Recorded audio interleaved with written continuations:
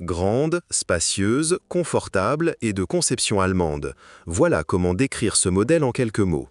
La Škoda Superb 2 souffre malheureusement de mauvaises critiques en raison de sa gamme de moteurs. La question demeure, est-ce une raison suffisante pour ne pas l'acheter? La gamme de moteurs offre tout ce qu'on attend d'une telle voiture. On retrouve d'abord le moteur essence 1.4 TSI 125 chevaux qui, soit dit en passant, se révèle performant sur la Superbe. Puis le plus gros moteur est le V6 FSI de 3,6 litres 260 chevaux. Les moteurs essence 1.8 TSI 160 chevaux et 2.0 TSI 200 chevaux étaient censés représenter le meilleur compromis. La gamme diesel comprenait toujours le 1.9 TDI de 105 chevaux, mais seulement jusqu'en 2010. Il a ensuite été remplacé par le 1.6 TDI de même puissance. Un changement similaire a été apporté au moteur 2.0 TDI. Toujours en 2010, la version PD, 140 chevaux, a été remplacée par une version Common Rail, 140 et 170 chevaux. Aucun changement moteur n'a été apporté après le restylage, hormis l'ajout d'un système Start Esperulette Ampere-Stop au moteur diesel et au 1.4 TSI. La Superbe était proposée avec 4 options de transmission. Une boîte manuelle à 6 rapports, une boîte automatique classique à 6 rapports et des boîtes automatiques DSG à 6 et 7 rapports. La transmission intégrale était uniquement disponible avec les moteurs diesel 1.8 TSI, 3.6 FSI et 2.0 TDI Common Rail. Quel moteur choisir? Abstraction faite des aspects purement techniques et en supposant qu'il s'agisse d'une voiture en état de marche, la plupart des moteurs sont performants. Les moteurs diesel de 105 chevaux font exception. Leurs performances sont médiocres, mais leur consommation est faible. D'après les témoignages d'utilisateurs, ils consomment en moyenne 1 litre de moins, environ 5,5 litres pour 100 km, que le 2.0 TDI. Il est toutefois important de rappeler que la Superbe pèse au moins 1,5 tonnes et que, dans cette configuration, elle est plus adaptée à une conduite souple ou urbaine. Les meilleurs moteurs sont les 2.0 TDI. Ils offrent une puissance suffisante et une consommation moyenne de 6,5 litres 100 km. Leur entretien est très simple et, si besoin, on trouve facilement des modèles d'occasion. La popularité de ces moteurs est telle que leur maintenance ne pose aucun problème. Les versions Common Rail étaient disponibles avec des boîtes de vitesse manuelles et automatiques, ainsi qu'avec une transmission intégrale en option. Les moteurs essence 1.8 TSI et 2.0 TSI offrent un excellent comportement routier. Le 2.0 TSI impressionne particulièrement par sa souplesse et sa consommation relativement faible d'environ 9 litres 100 km. Le 1.8 TSI consomme légèrement moins, mais la différence en termes de dynamisme est significative. L'un des arguments en faveur du 1.8 TSI est la transmission intégrale indisponible sur le 2.0 TSI. Le V6 3.6 s'adresse davantage aux amateurs de grosses cylindrées. Sa consommation élevée, d'environ 10 à 11 litres 100 km, nettement plus élevée en ville, n'est pas entièrement compensée par son dynamisme. Si ses performances théoriques semblent supérieures à celles du 2.0 TSI, en pratique, les différences sont minimes. Les deux modèles sont équipés de série d'une boîte automatique, mais le V6 propose également une transmission intégrale. Le principal problème de cette voiture, dès sa sortie, résidait dans ses moteurs défectueux. Les critiques négatives sont pleinement justifiées, mais il faut tenir compte du temps écoulé.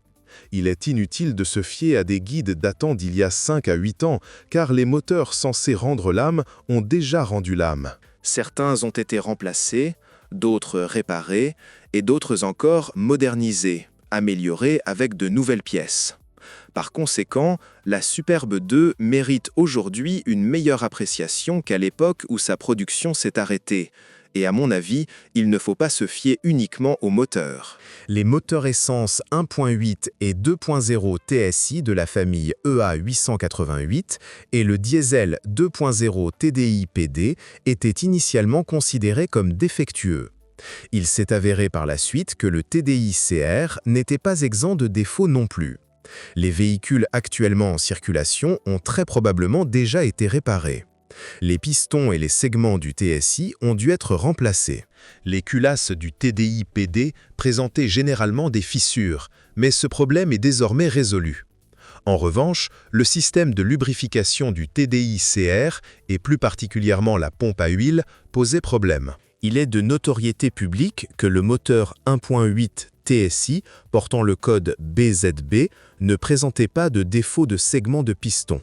Ce moteur, conforme à la norme Euro 4, a été rapidement remplacé en 2009 par les versions CDAA et CDAB dotées de segments défectueux. Trouver un véhicule de la première période de production étant extrêmement difficile, on suppose généralement que tous les moteurs 1.8 sont concernés par ce problème. Le coût d'un kit complet de préparation moteur est d'environ 3 500 €. Une courroie de distribution, composée de 3 maillons, coûte environ 1 000 € ou environ 1 600 € si le kit inclut une pompe à eau. Bien entendu, la main-d'œuvre n'est pas comprise. Il arrive que le collecteur d'admission du moteur se fissure ou que ses clapets se détériorent. La membrane du séparateur d'huile peut être endommagée. Des pannes de la pompe à eau sont également possibles. Il est donc conseillé de surveiller le niveau de liquide. La quasi-totalité des remarques précédentes s'applique également au moteur 2.0 TSI, qui est un bicylindre. La seule différence réside dans le fait que ce moteur n'a pas été modernisé durant sa production et qu'il n'a existé qu'une seule version, désignée CCZA. Le moteur 1.4 TSI nécessitait le remplacement de la courroie de distribution, qui pouvait s'allonger après 30 000 à 40 000 km. Il est rare de trouver un moteur sans cette courroie. De plus, la chaîne de distribution et l'ensemble de la transmission ont été modifiés après le restylage et le moteur s'en est trouvé grandement amélioré. Le prix des pièces de rechange varie d'environ 800 € pour la chaîne, les patins et le tendeur seul, à environ 1 600 € pour un kit complet. Les utilisateurs apprécient la faible consommation de carburant de ce moteur, inférieure à 8 litres 100 km, ce qui est un excellent résultat. Et il ne manque pas de dynamisme. Le moteur V6 de 3,6 litres est de conception VR6, c'est-à-dire qu'il possède une seule culasse. Généralement fiable, il peut toutefois nécessiter des réparations importantes en cas de négligence prolongée. Sensible à l'usure, notamment au niveau du système de refroidissement et de la lubrification, il est essentiel de procéder à des vidanges d'huile régulières et de veiller au bon fonctionnement du système de refroidissement pour assurer sa longévité. Ce moteur possède 2 chaînes de distribution, mais elles ne sont pas particulièrement complexes. Un kit de remplacement coûte environ 1 000 €. L'injection directe n'empêche pas l'installation d'un système GPL avec un système d'injection essence. Passons au moteur diesel. Le 2.0 TDI PD, code BMP, est principalement considéré comme défectueux en raison de la fissuration de sa culasse. Les culasses susceptibles de se fissurer le sont déjà. Ce problème ne se manifeste plus que sur des moteurs très mal entretenus. Il provenait de la fixation des injecteurs, un point amélioré sur le moteur BKD équipé d'une culasse à 16 soupapes.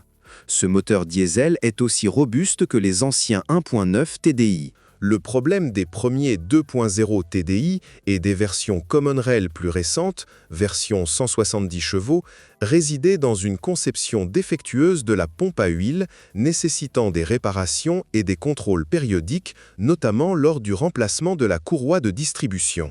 Après le restylage de 2013, tous les 2.0 TDI ont bénéficié d'améliorations les rendant plus robustes, mais aussi moins fiables. Le moteur 1.9 TDI, désigné BLS, est connu pour ses problèmes de filtre à particules, FAP.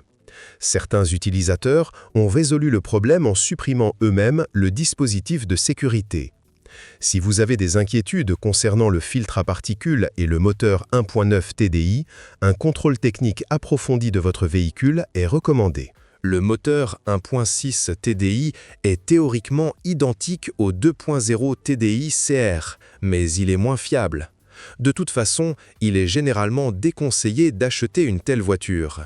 Les boîtes de vitesse manuelles et les systèmes à 4 roues motrices sont irréprochables. Des vidanges d'huile régulières sont indispensables tant pour la boîte de vitesse que pour l'embrayage Haldex. Après un kilométrage élevé, le mécanisme d'embrayage Haldex peut nécessiter une révision. La situation est plus complexe avec les transmissions automatiques DSG qui fonctionnent toutes avec un double embrayage et un volant bimasse. Elles peuvent être sujettes à des problèmes mécatroniques et, après environ 200 000 km, l'embrayage doit être remplacé. La boîte de vitesse la plus fragile est la boîte à 7 rapports, disponible uniquement avec le moteur 1.8 TSI jusqu'en 2010. Sa durée de vie avant la première révision est estimée à environ 200 000 km. Il est conseillé de vérifier l'état de la transmission avant l'achat d'un véhicule en la connectant à un outil de diagnostic. Si vous achetez un véhicule à partir de 2011, vous pouvez vous attendre à une transmission DSG plus durable. Et si le véhicule a bénéficié d'un restylage, avec un peu de chance, vous trouverez une transmission automatique Aisin classique réputée pour son excellente fiabilité. La boîte de vitesse DSG à 6 rapports est plus durable et moins problématique, mais il ne faut pas oublier qu'elle est plus sollicitée. Couple moteur plus élevé, ce qui peut également engendrer des problèmes lors d'une conduite très dynamique. La carrosserie est bien protégée contre la corrosion et la peinture est assez résistante, même si son état varie au niveau des jonctions, notamment à la jonction des ailes arrière et du pare-choc. Les éléments de finition les plus abîmés sont généralement ceux qui ressemblent à du chrome. La peinture s'écaille. Le même phénomène se produit à l'intérieur, qui peut paraître déplorable après des années d'utilisation. Ce n'est pas toujours dû à une négligence excessive. La Superbe est tout simplement beaucoup moins robuste que la Passat. Le système électrique de la voiture est assez sensible, notamment le câblage du système de confort.